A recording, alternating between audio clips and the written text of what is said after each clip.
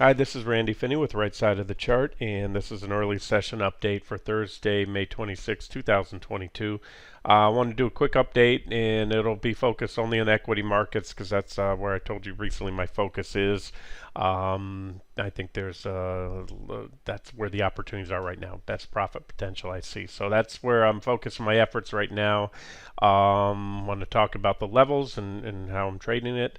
I mentioned already being, pretty darn long position, pretty aggressively long, even coming into today. But today we had the breakout. So to me, that's it. I'm all in. Got chock full, as much longs as I want to have, as much longs as my broker will let me have, if that makes any sense. I'm still favoring the Qs, small caps. But look, even the best looking setups sometimes fail to materialize, or they prove to be, whatever reason. Maybe I'm reading the charts wrong. So I'm going to talk about, if I'm right, where we might be going, and if I'm wrong, what I need to do to make sure that I don't give back a lot of profits or even end up losing money on the recent trades. That would be hard to do because I pivoted, way back when we had that little once we had the recovery, the whipsaw.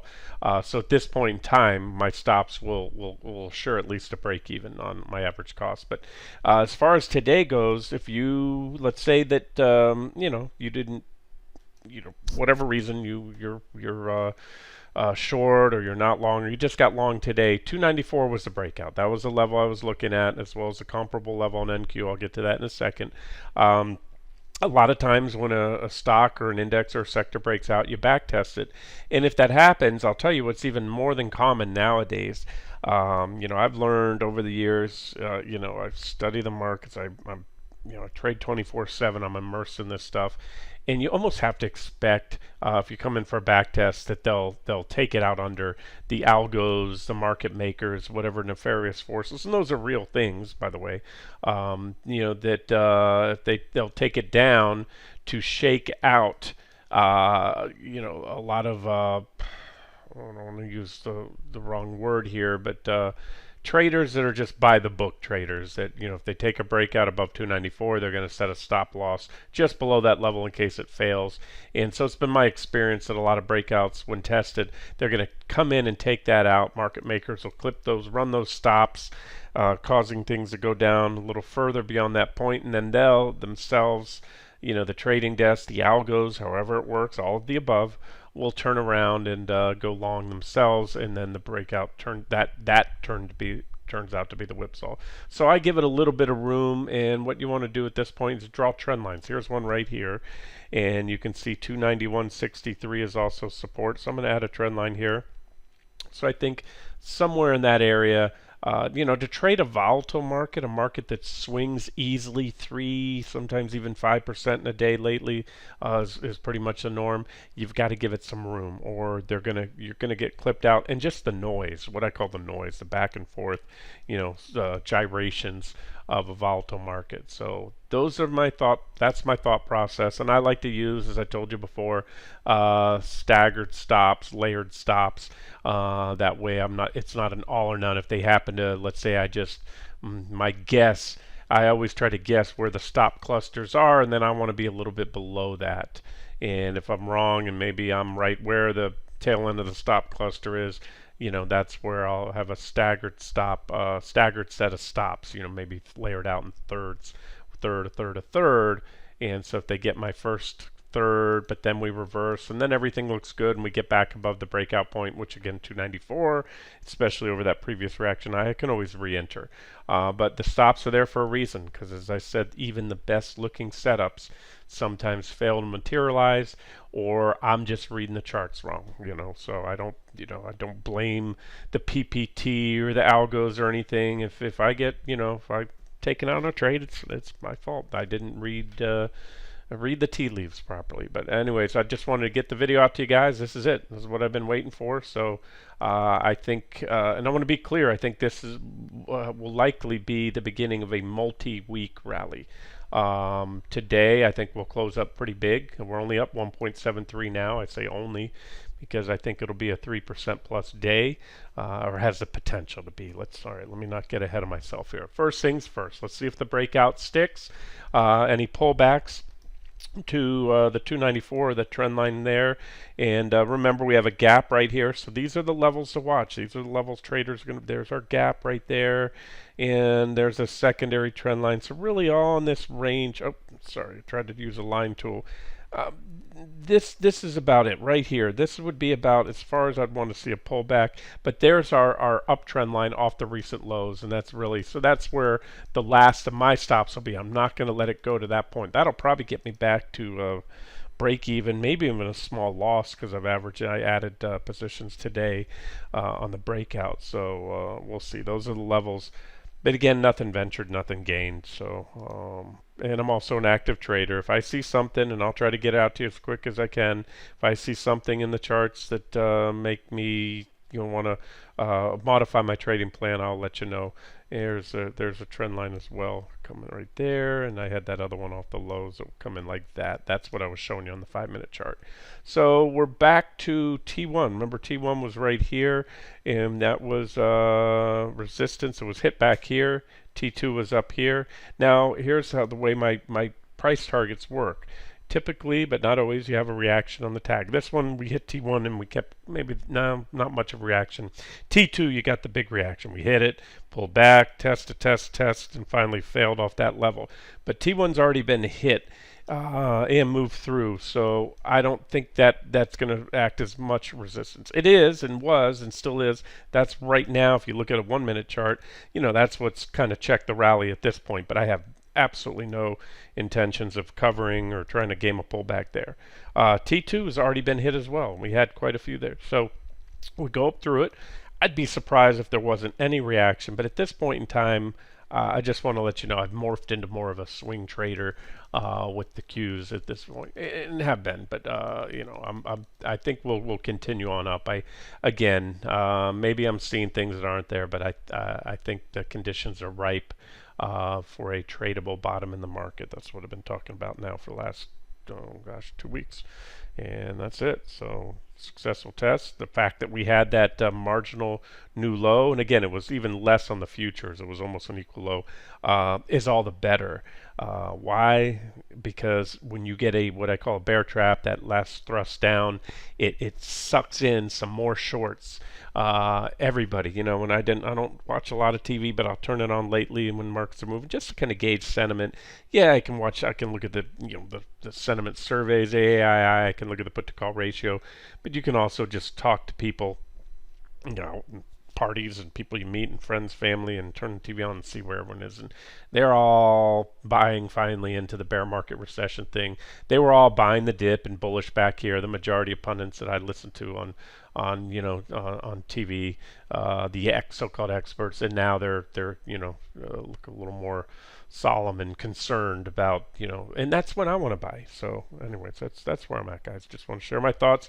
T4, these are near-term targets, and it'd be nice if hit, from where we're at now, another almost 7% off the lows. That T4 is about 13, and those are the targets I've been maintaining now for the last 2 weeks. Still think they'll be hit, and so that's it. So I guess what I'm trying to say is, any pullback should be bought until and unless those support levels that I started out get taken out. That's where things start to change for me. Other than that, this is to me an aggressive all-in long moment. NQ, the Nasdaq 100 futures. I mean, boom. That's talking about this level for a while now, and it's been taken out 12.085, 0.86, and that's exactly what I wanted to see, and so therefore that's my all-in long moment right there. And if it fails, there's an uptrend line I just drew for you. There's some support right about here. So again, maybe they want to come shake it out. I don't think so. I don't think they're going to even pull it back right now. I think this is just going to continue to do one of two things: squeeze the shorts, which I love being. I love shorting. You guys know that, but I also love being on the right side of a short squeeze or short covering rally, and then also bring in the dip buyers. I've been talking about this again. I think we're heading into I think we're already in one, but only time will tell. Hindsight doesn't matter to me. Recession, bear market. I think we're in a bear market with a lot more downside, but that downside, those are my downside targets. I'll be swinging them down, but later on. Right now, I wanna swing this to the upside. I think we got a bear market rally coming, and again, got some still plenty of meat left on the bone. So that's it. If anything changes, I'll let you know. But as of now, on a scale of 1 to 10, this is 10. This is what I was looking for. So um, I don't think there's much else to add. Small caps, I told you those are the two I'm pressing the most. Pressed them hard on the way down, and I think they'll come up. Small caps are doing well as well. The futures are up 2%, and here's RTY, the chart. Already gone over these levels with you, but again, this is the downtrend line, a potential target. And I'll zero in the targets if and as we go, and as this plays out. But I already gave you rough targets, and again, rough percentages from where we're at. And that's it. So if there's any change, I'll let you know. And I just wanted to kind of again reiterate that there are times I'm in active trading mode, and I'll still will I'll game little pullbacks where I think they're coming, but I'll focus mainly on the swing positions right now. As far as what to trade, obviously if you're experienced and you trade futures, I don't need to tell you how those work. I know a lot don't. So if you're trading the ETFs, I already gave you targets for QQQ. One swing target's up here around 317-ish right there as well. There's a downtrend line that needs to be taken out, and so that would be bullish. QLD, if you like a little leverage, QLD is 2 times. So for the time being, what I like to do is when I have a high degree of confidence, like right now, I'm pressing hard with leverage. Yeah, but again, I'm a futures guy. And the IRAs that I have some accounts that aren't futures account. I manage a lot of accounts. I'll use TQQQ because I think it's going to be a pretty unidirectional, meaning straight up rip for the next. At least for a few days here. And then what I'll do is roll those over maybe on the first pullback into QLD because you have only 2-time leverage there. So the way it works is TQQQ, the more leverage on an ETF, which 3 times is the max on any ETF that I'm aware of, those work great in unidirectional rips. Here's a unidirectional rip. Let me just show you why. I always do this, but I like to do it again.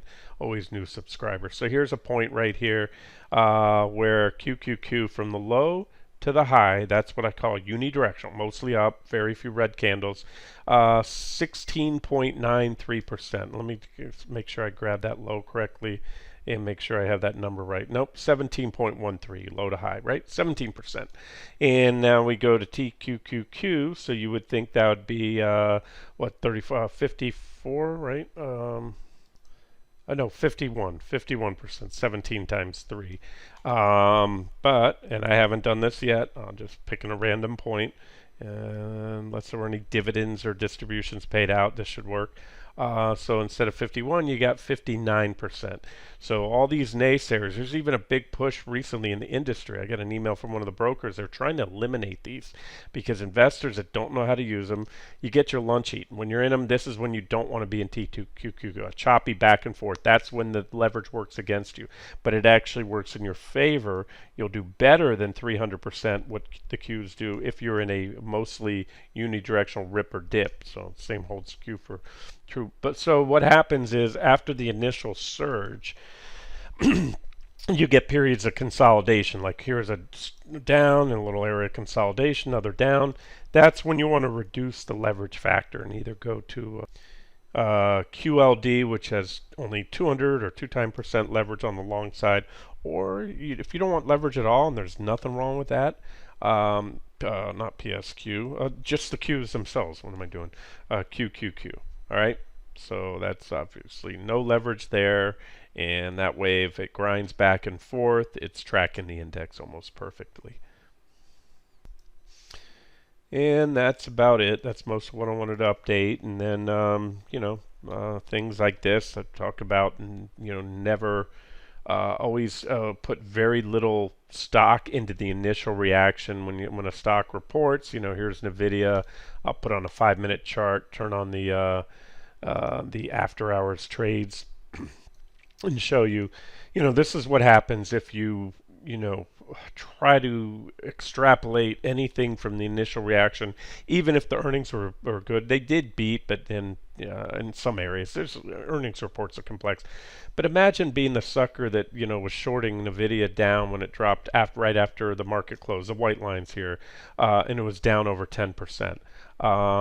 Because you saw this happening and you figured that, okay, the stock's going to plummet, and now it's up. So like I said, this was a trade idea that I laid out way back here, hit my first target, it's been on support, and now it's holding support. So this is all, again, going into my analysis. It has very little to do with that 294 level on QQQ and the comparable level on NQ that I told you.